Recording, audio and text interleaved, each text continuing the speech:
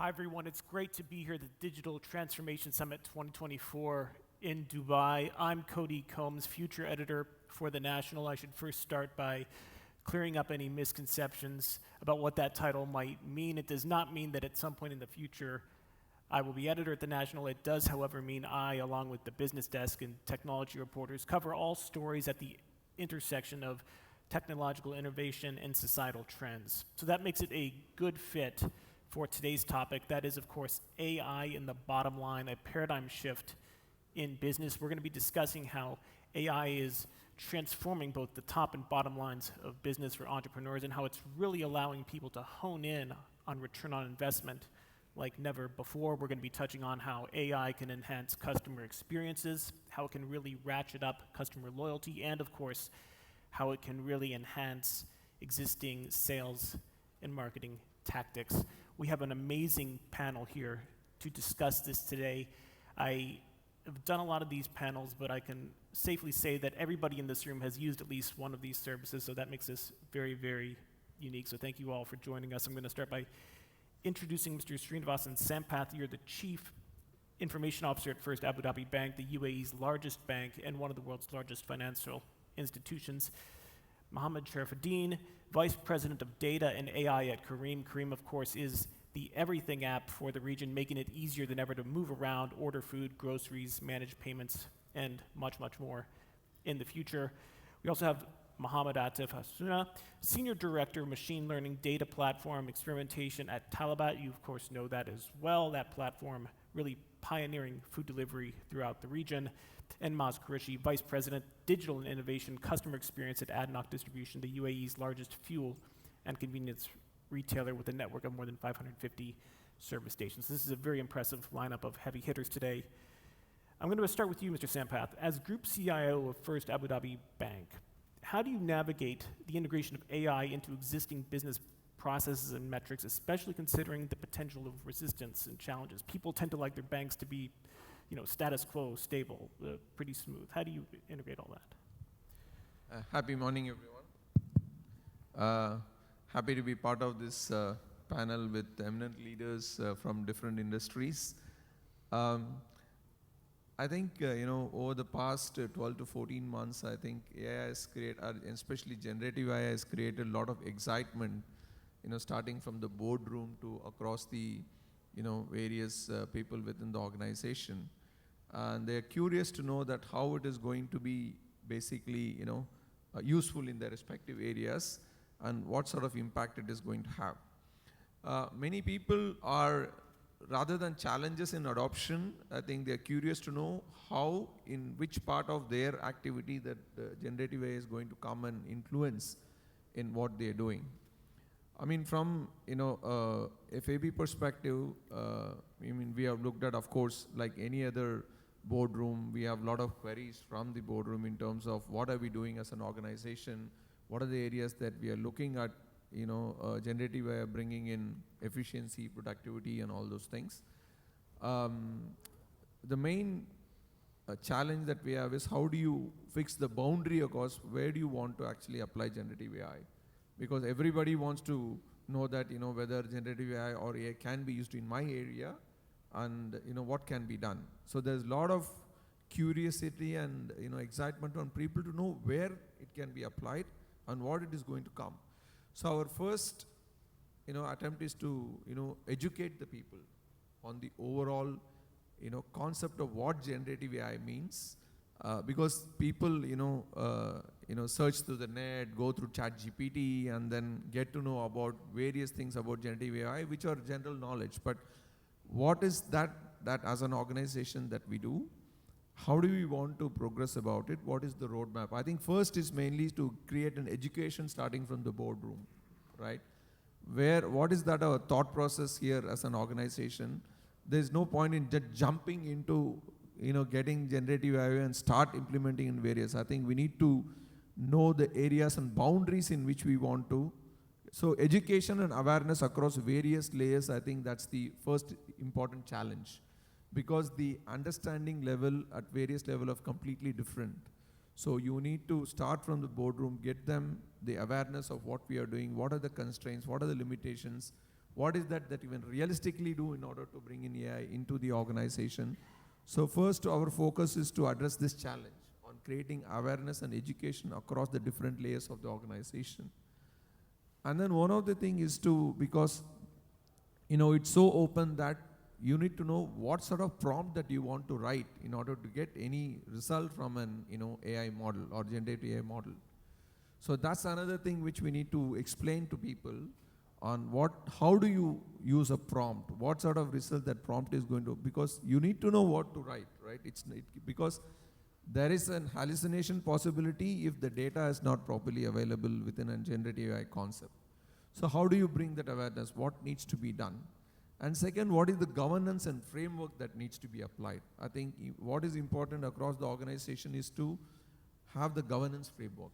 So 2024 for FAB as an organization, our main focus is to build that governance framework. Across what is the accountability, what is the responsibility, what is the ownership across different stakeholders in order of using the AI as a capability. What sort of use cases that we can try and see that whether results that is coming in, it is applicable. So governance and framework is going to be one of the key areas, and that will be a challenge to set the boundary, set the governance, because in a lot of areas, because we operate in 19 geographies.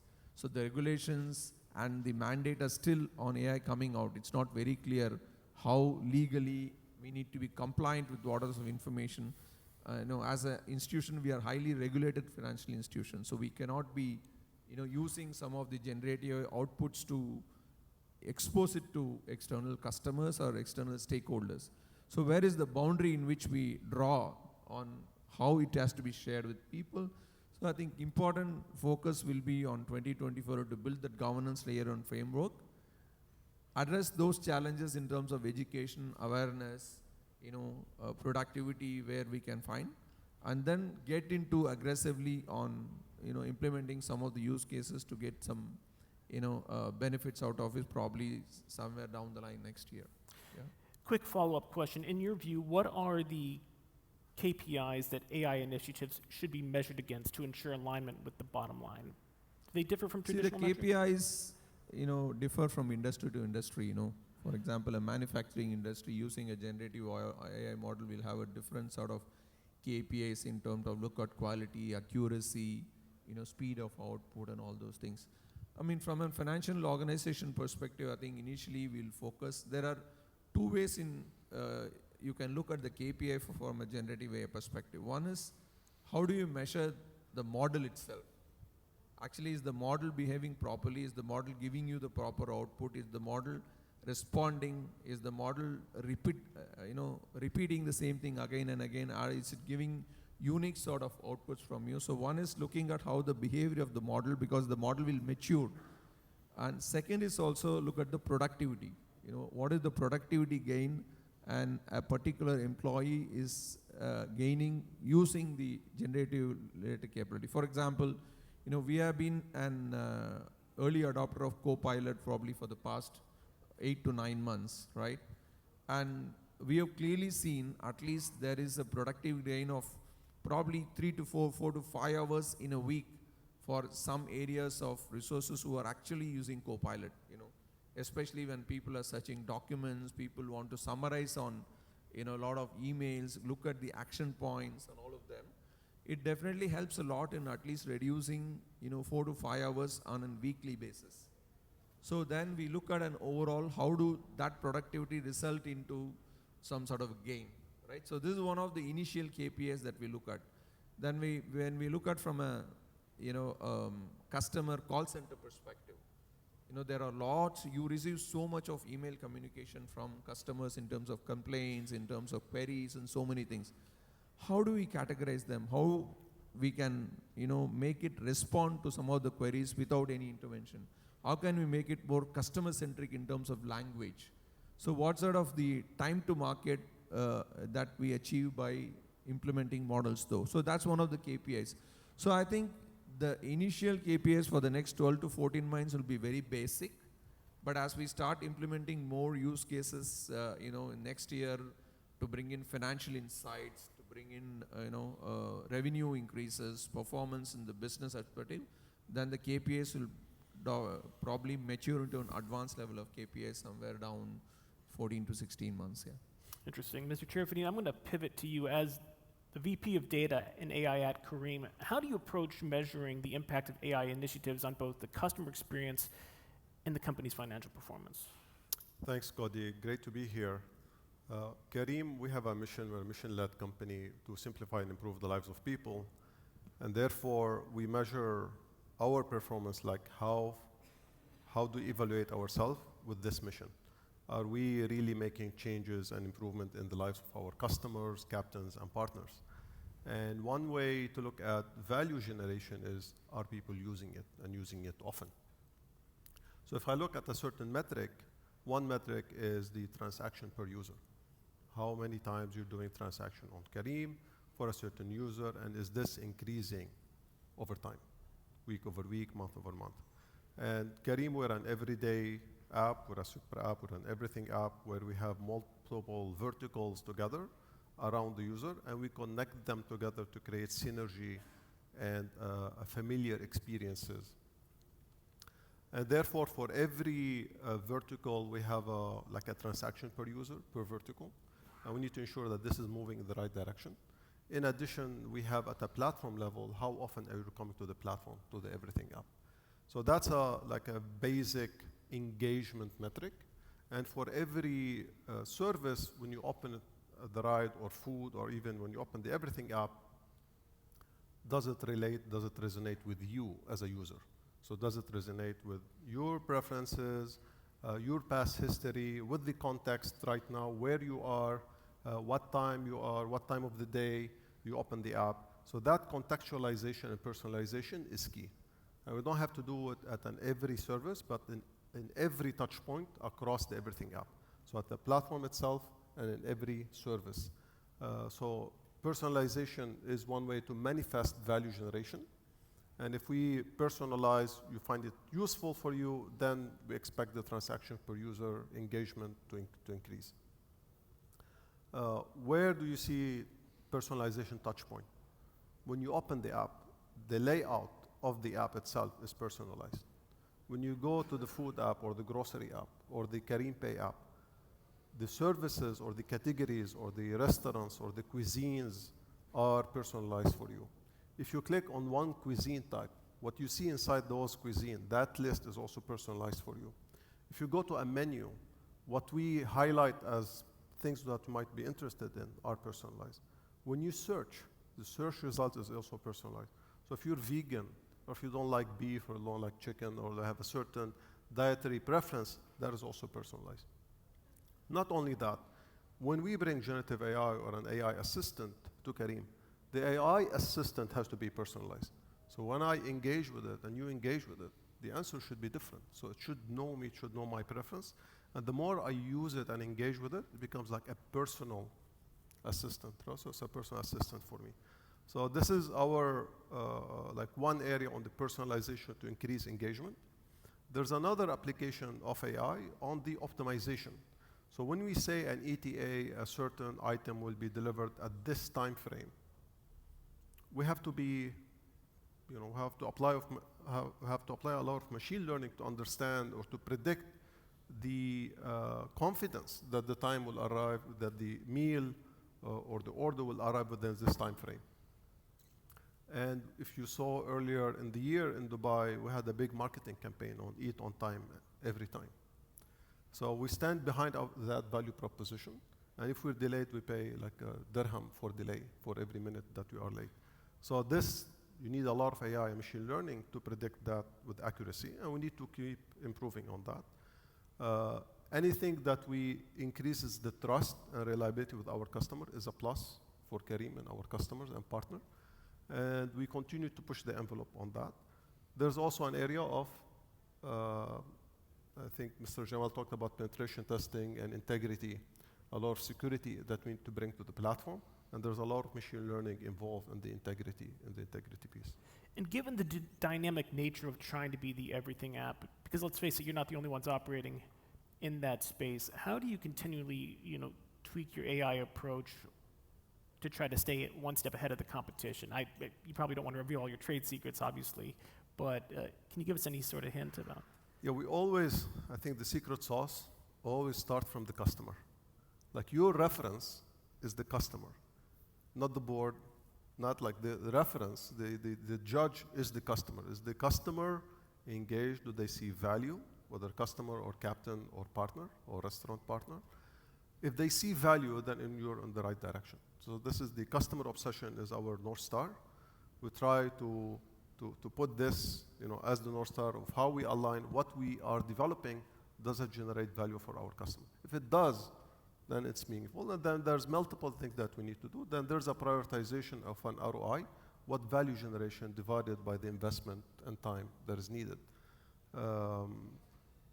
And so we see, as I mentioned, there's an area of personalization, there's an area of optimization, and there's an area of productivity.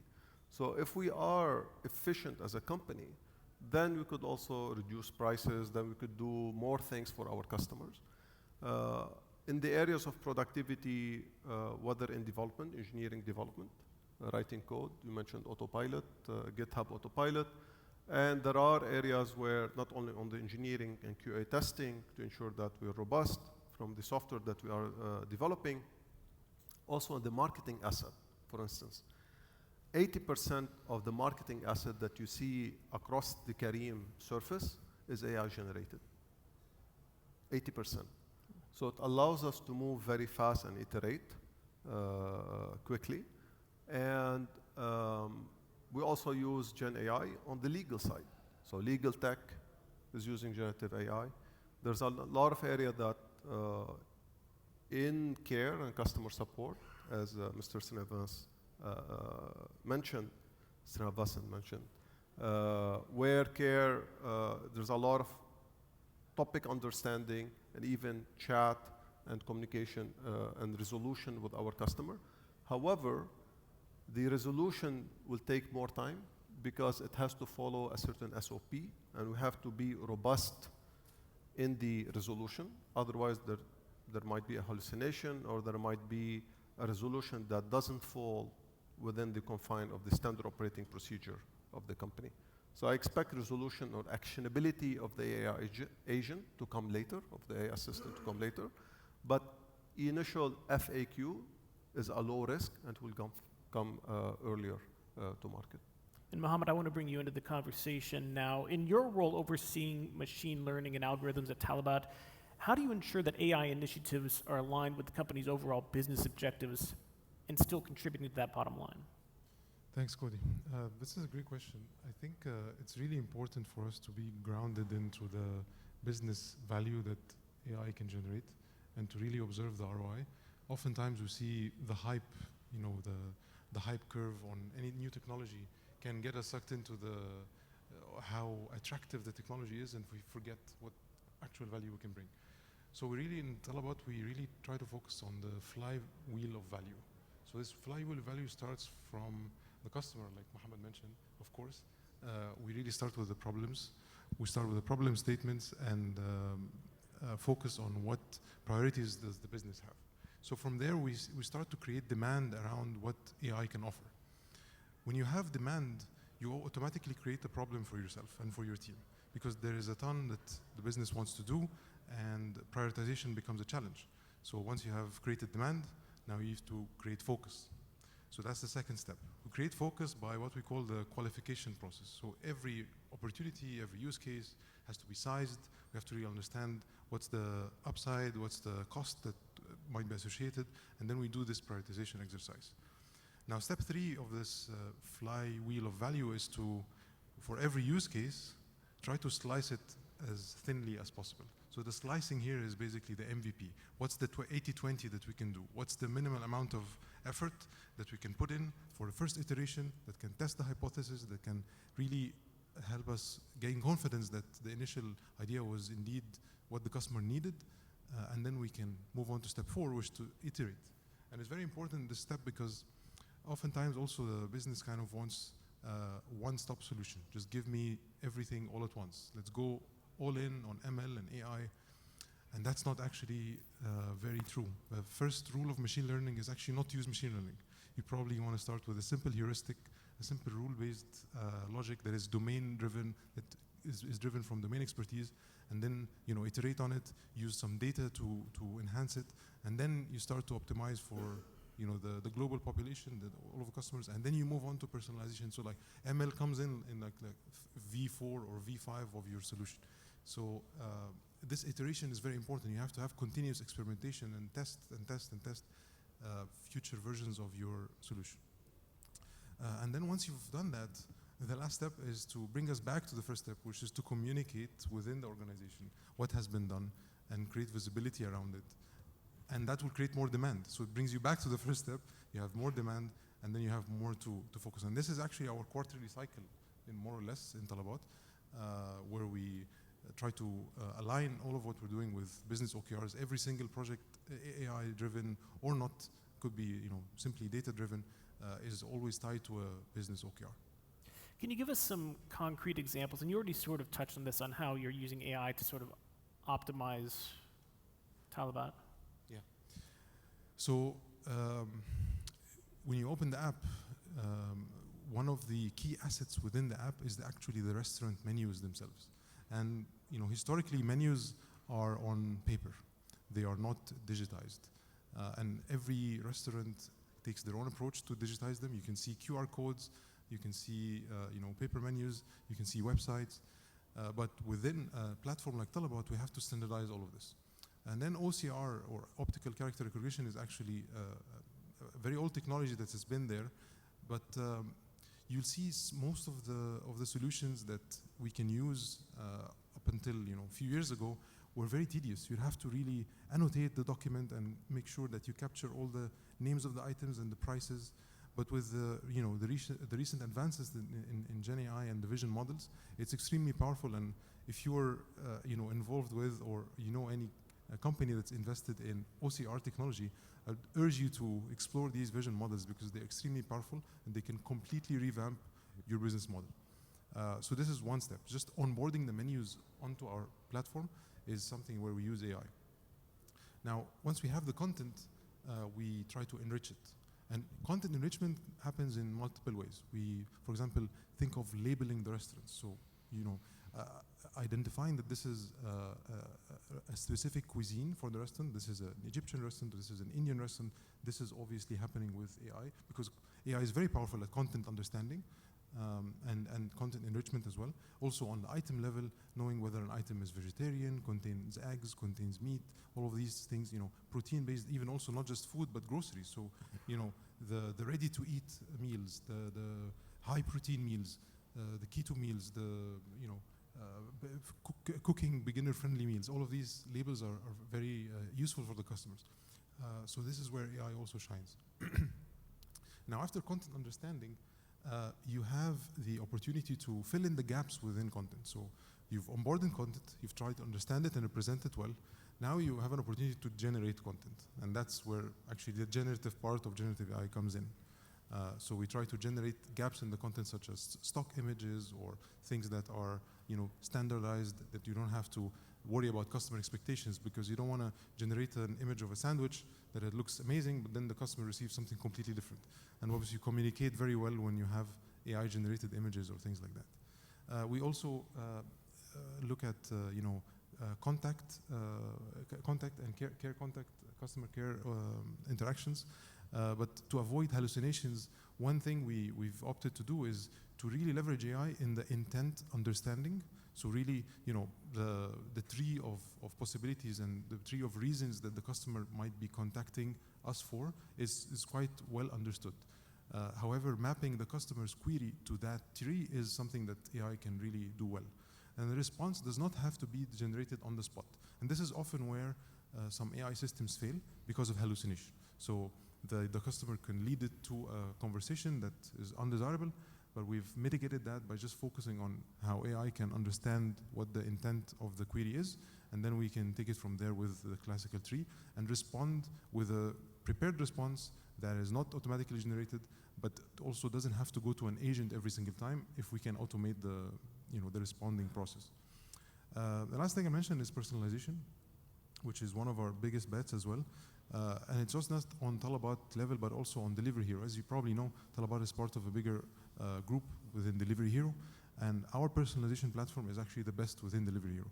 So this is one great example where something happening within the UAE is actually technology that's being exported externally within Delivery Hero. And that Delivery Hero group, you can, probably aware of it already, spanning many, many countries across the globe. And our personalization tech within talabat that's built here is being used across the globe. So yeah, that's it. It's very interesting. And Maaz, at ADNOC Distribution, how do you perceive the role of AI in driving value creation within businesses, particularly in the context of shifting paradigms throughout business metrics? Good afternoon. It's a pleasure and a privilege to be here. A lot to unpack, a very fascinating conversation. I think what I'll probably zoom out a little to build some context. When you're talking about paradigm shift, I've been fortunate to be in this space for a good 20 odd years and across industries, aviation, telecom, now in retail, oil and gas. AI has been around, right? Analytics, predictive planning, all of these things have been around. What has changed right now? What is the inflection point? What is the acceleration? Why is there so much excitement around it? Is because the lines are blurring. This is when finally people can feel what it means to them in their everyday lives. They can talk to it, they can relate to it. There's a human side that has, or the empathy element has accelerated. And that is what's changing our view of how we adapt to technology. Now, when I look at it in the context of retail, or when I look at it in the context of ADNOC right now, if we are pushing it to the limit. So right now at our petrol stations, we've gone live with a few locations where if you arrive, computer vision can analyze your car, it can detect your license plate, it picks up your fuel preferences, it can auto trigger the fuel pump. It changes the content on the screen while it pushes a notification in your app of your last croissant that you had. So if you like an almond croissant, it can tell you, do you want it? And if you say yes, the guy brings it to you while you're still fueling. So that is when the lines between physical and digital start blurring, when the experience happens seamlessly behind the scenes, and you stop thinking about what's happening because everything is happening around you. And that is where all of this is going. So when we look at our convenience stores, we've already tested experiences like you just grab, and those auto checkout experiences that you see across the world. So you're going in, you're picking up what you want, and you're going out, and everything is, let's say, managed behind the scenes with AI. So when you look at AI and digital, it's definitively impacting what you perceive customer experience as, because it is now becoming hyper-personalized, segment of one. It can be optimized to individuals, and that we see manifesting even in environments like petrol stations, where when EV charging, we're now taking it one step further when we're also looking at robotics, advanced robotics to fuel vehicles, to charge vehicles. And now all of this kind of brings in the physical, the digital, the AI, the experience element, and all of that is underpinned by it. Now, those are the ones that you, as let's say an individual customer, can feel and experience. But at the same time, there's a lot of heavy lifting that happens when you're adapting to computer vision in real-time operations. That's a very sophisticated use case of AI, when we can analyze everything that's happening in our environment, from whether there's stock out, whether there's queue, there's congestion, there are heat maps, and all of that feeds into how the whole retail experience works. So that is a much more real-time enabled operational experience that leverages AI. And then this feeds into what we've talked about in terms of mobile app experiences. So when you talk about ADNOC, we have a mobile app platform as well, which is embedded into loyalty and tiers. And I won't repeat, but it follows the similar concepts that we talked about. You'd see at talabat or Careem in terms of the content being personalized, or the, let's say, offers being optimized to customer preferences, behaviors, and conversions. So I think to wade in, digital transformation, AI has been around for a while. It has an accelerated impact on customer experience, operational efficiency, revenue gains, the basic culprits. But now what's changed is the ease of adaptation and how it's directly impacting the business, that has accelerated. So there is an inflection point. And that is the inflection point that everyone is feeling. And it's now reached a pace where the excitement is really out there. So, I mean, it's a definitely exciting place to be in. Sci-fi is becoming a reality. We're all living the future that we saw growing up in movies. So I think it's fun time to see it all happen. So yeah, that's my view on it. Thanks so much. We covered a lot of ground with that answer. I do want to make sure we open up the floor to any questions. We have an amazing panel up here, so if you'd like to raise your hand and somebody will. Yes, please. Right over here.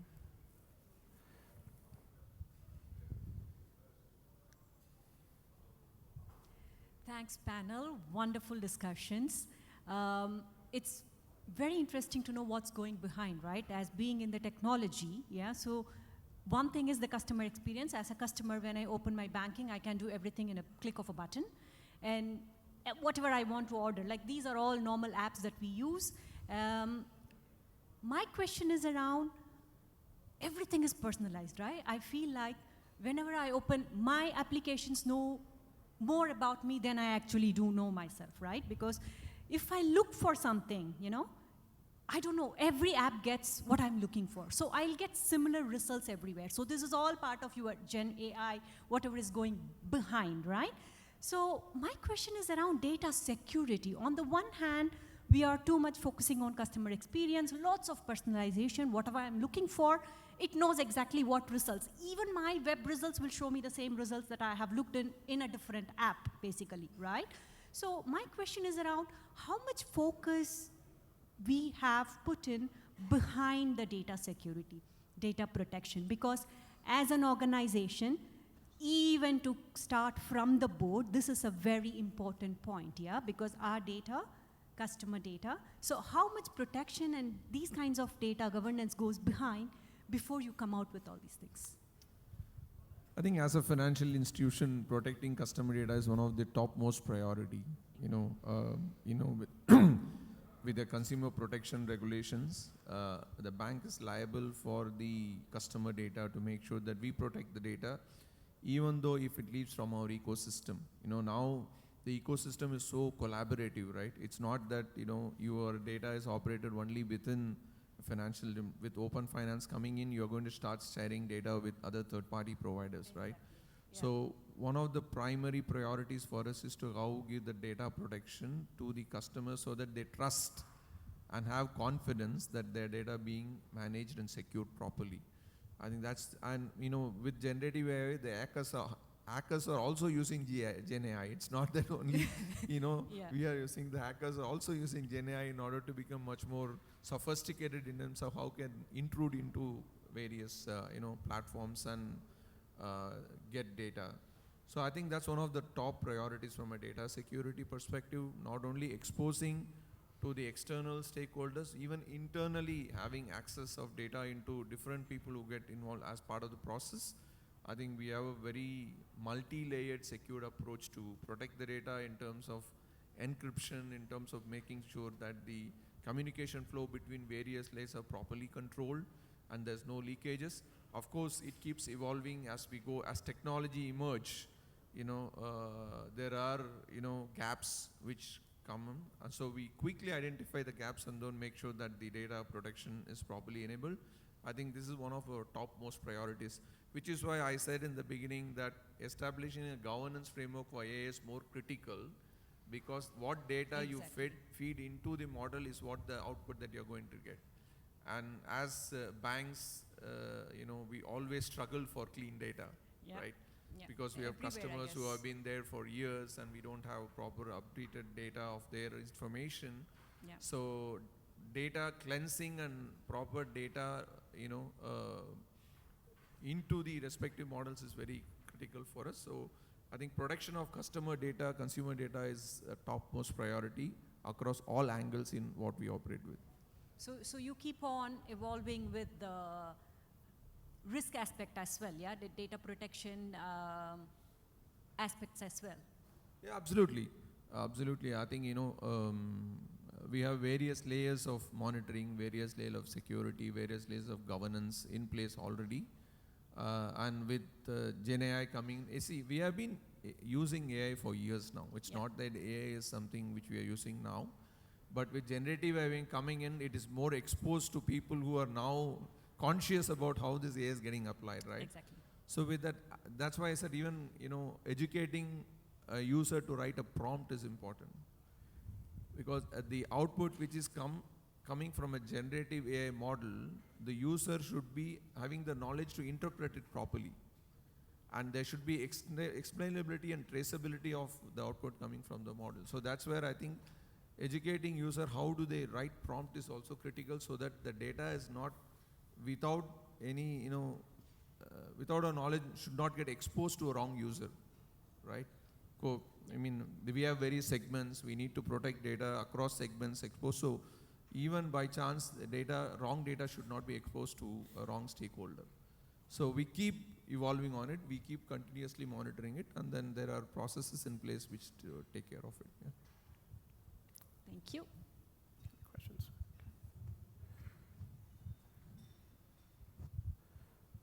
Yes, hi.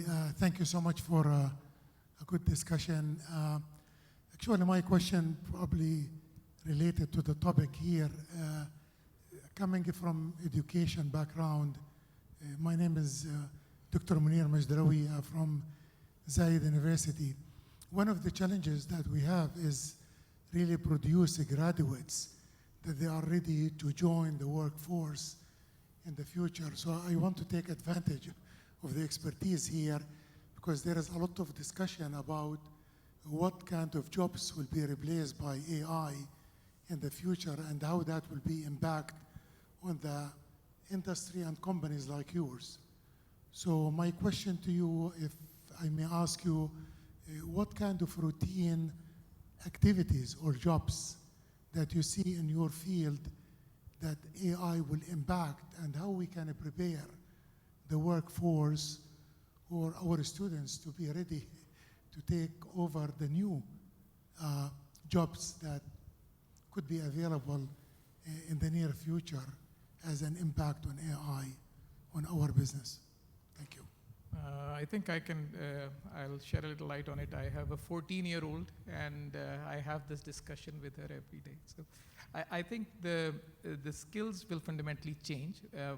I have a very positive view of how this will impact our lives, because our lives will get better. Whatever initially or at the best AI will take out is redundant, repetitive tasks. That's the basic one. So those tasks no one really misses, right? Now, when you go to highly intellectual tasks, how many of you navigate right now using Google Maps? I couldn't find my way without it. It becomes second nature. Google search is your primary, let's say, source of research that everyone does, right? Now there are all debates on, is it okay to search using ChatGPT, for example, which does the same search faster? So people didn't really question Google when it was, let's say, condensing book search from weeks into days, but now because it's so instant, the ethical dilemma is there of browsing it. But I think in terms of my view would be, the faster everyone adapts, whatever is there, the tools that we as professionals, as students have available, we need to embrace them, whether it's conversational AI, whether it's generative AI, whether it's image generation, whether it's content creation, robotics, rather than sitting on the fence and trying to regulate it or contain it. My view would be that it has to be adapted in a very collaborative way, because it will make roles better. And it should improve output of every single role. If a designer is there, their design should be better. If a content writer is there, their content should be better. If a business analyst is there, his output should be better. If AI can save 10 days, take those 10 days and now add your value to it. So I think because we've even had those debates that people will come up with an output and say that we did it ourselves, we didn't use AI. That's not necessarily something to kind of boast about. I mean, we need to build on top of the tools we have, right? So I think the only view or cue I have over here is, it's there, it's going to stay, it's going to redefine the way we operate, and we need to adapt it as much as possible and embrace it, rather than leave it at the fringes. And I think we have time. One more and then one more over there.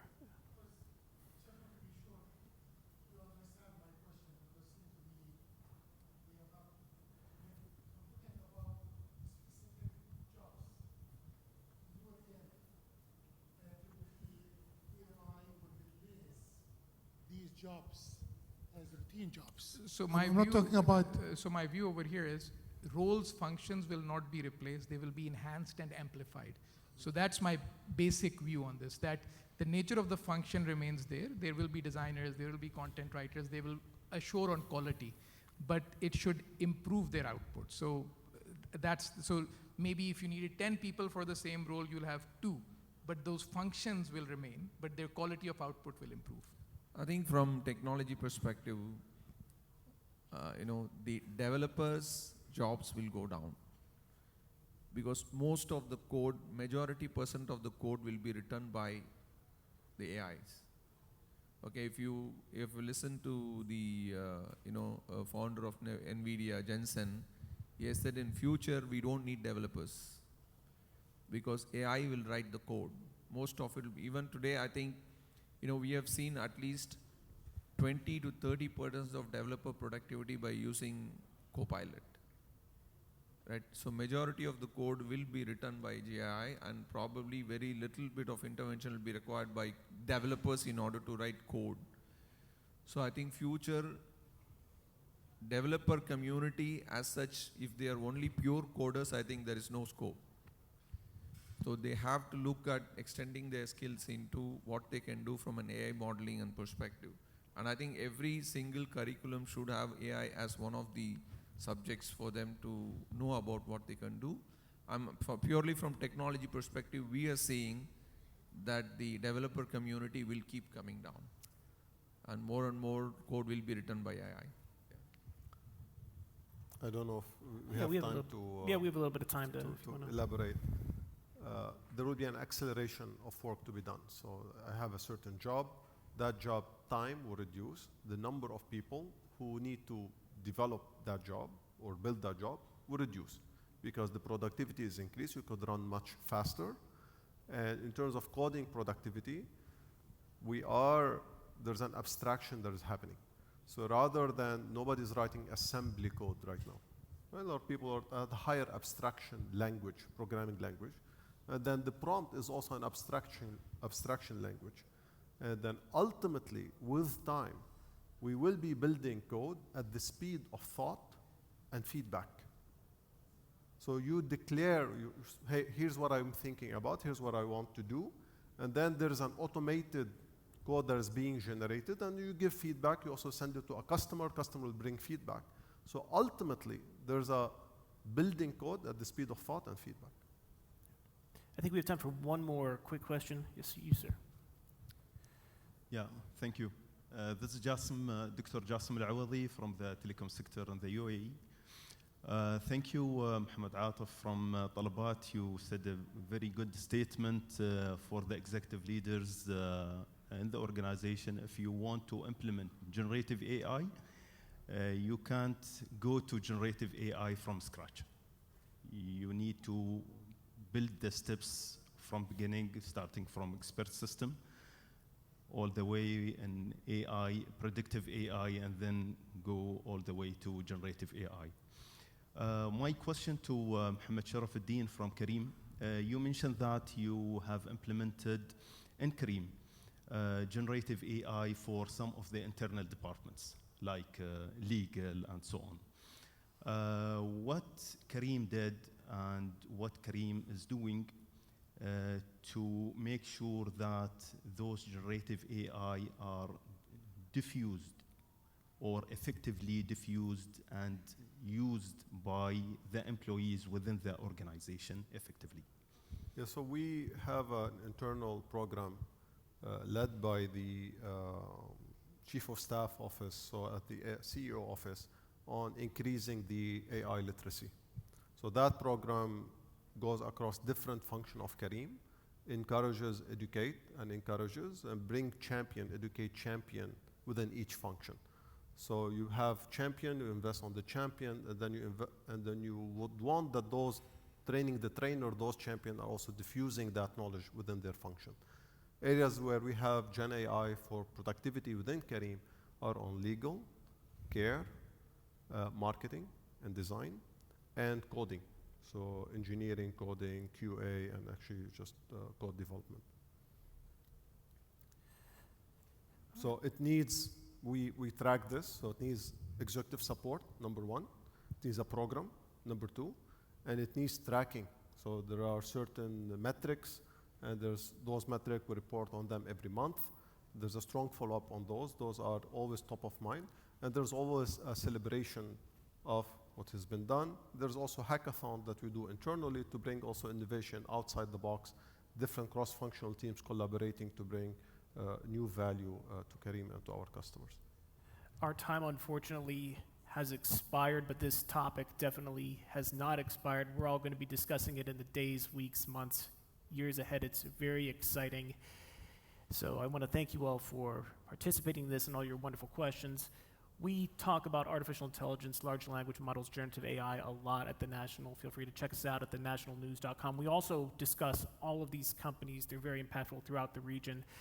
First Abu Dhabi Bank, Careem, Talabat, ADNOC Distribution. We covered them all the time with all of their developments. So feel free to check us out at thenationalnews.com. I want to thank you, the audience, for this wonderful session. Thank the panelists. Thank you. Thank you.